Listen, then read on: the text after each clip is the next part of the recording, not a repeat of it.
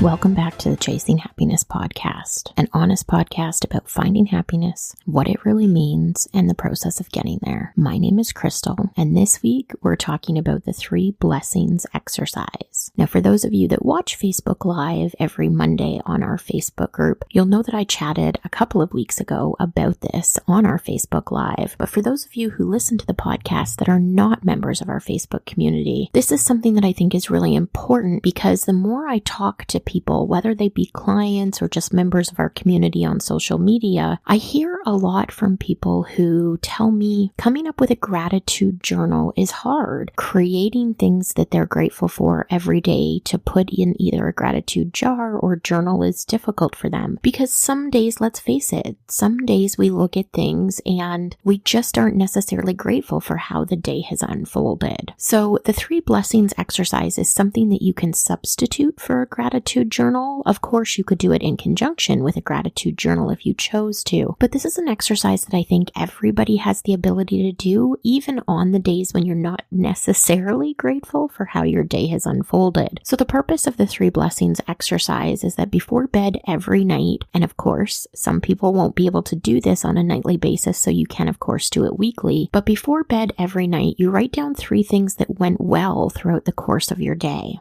And the purpose of this is to, the same almost as a gratitude journal, is to help change your mindset. It's to help you focus on the things that maybe you're not grateful for, but that things that did unfold in a positive way throughout the course of the day, or the things that just went smoothly as opposed to chaotically. And I think it's really important that we do things like this right now because let's face it, there are some days that when we get up in the morning, we know it's going to be chaos between getting the kids ready for school, doing online learning, getting ourselves ready to work from home with all of the crazy chaos that has happened in 2020. I think it's pretty easy for most of us to find at least one thing throughout the course of our day that went well. Even if it was, 5 minutes alone to put my makeup on in the morning, or 20 minutes to be able to have a shower without the kids bothering you, or even being able to listen to your favorite band on your drive to work because you didn't end up getting stuck in traffic. These are all things that go well, but we don't necessarily stop to think about, wow, today I didn't have to stop in traffic. Today it didn't take me 2 hours to get to work. It only took me an hour. We don't gauge those things on a regular basis. We don't think about those things on a regular basis because they're just part of our everyday anyway.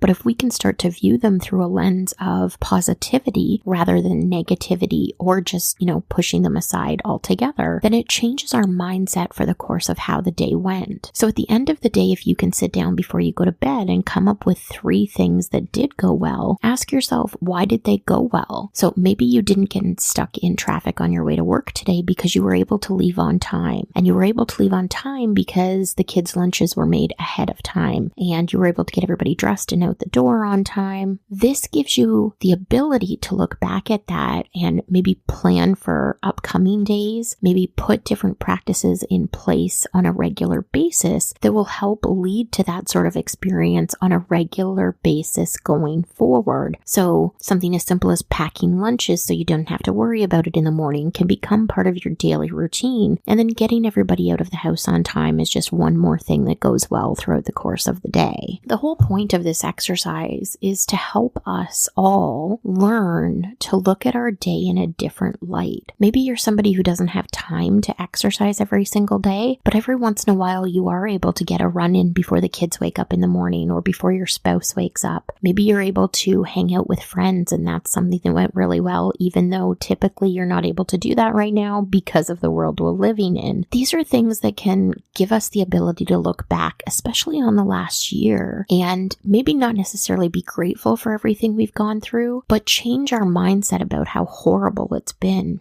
We can look for the good in the bad. We can see that some things were positive because, as we've talked about before, mindset plays a really big role in how we view the world. So if you can teach your brain the mindset of looking for things that have gone well, even if they're things you're not necessarily grateful for, because let's face it, whether I'm stuck in 2 hours of traffic or 1 hour of traffic, I'm not grateful for that experience either way, but I am happy. I feel better the less time I'm stuck in traffic. So that's a win. And if you can look at your day and categorize even just 1 or 2 wins a day, then things are going well. And sometimes those wins can be the simple everyday tasks that we have to get done, like doing our laundry or doing the dishes. I know for me, this was hard because when it comes to the things that we have to do as adults, you never really count that as a win, right? And so sometimes you go 3 or 4 days and the dishes don't get done because you're too busy and you've got a lot going on. But then on the day when you do have time and you do get to it, how much better do you feel? How wonderful does it feel not only that you accomplished that task and had the time to do it, but it's just one less thing that you have to stress about, right? So all of those things can go into this win category. And I think that's one of the reasons why this might be a helpful exercise to people who do struggle with a gratitude journal. So for the next week, before you go to bed, think about what went well throughout the course of your day. What things can you put in the win category? Let me know. Send me an email, reach out to me on social media. Let me know how it went, whether or not you find this exercise easier than the gratitude journal, whether or not this is something that's actually changing how you're viewing the course of your day. I'm really interested to get all of your feedback, so feel free to reach out. You can send me an email at info@chasinghappiness.ca. And just as a side note, because this week, depending on when you listen to this podcast, I am starting 12 days of giveaways on our Facebook page. So head over to chasinghappiness.ca and click on the icon for Facebook and join our Facebook community, because 12 days of giveaways starts this week. Have a great week, guys. I'll talk to you next week. Bye for now.